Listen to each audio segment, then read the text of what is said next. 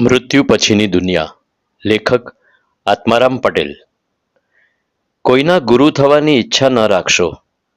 ગુરુ થવું હોય તો મનના ગુરુ થાઓ.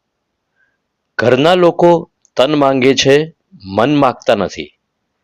તનથી ઘરની સેવા કરવી, મનથી પ્રભુની સેવા કરવી. નિશ્ચય કરો, આજથી પરમાત્માને ગમે તેવા કાર્ય કરવા છે. પ્રાતકાળમાં આ પ્રમાણે પ્રાર્થના કરો. ધરતી પાસેથી ગુણ લો, ખૂબ સહન કરવાનો. હું ભગવાનનો અંશ છું.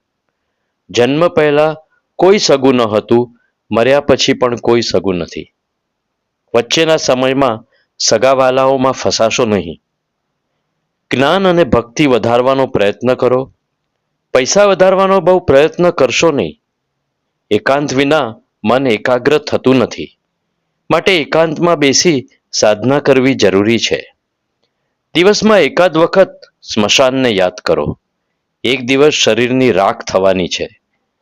ભૂતકાળનો વિચાર કરવાથી કંઈ લાભ નથી. તું તારા વર્તમાનને સુધાર. જેનું મરણ સમીપ આવ્યું હોય તે ઘર છોડી દે.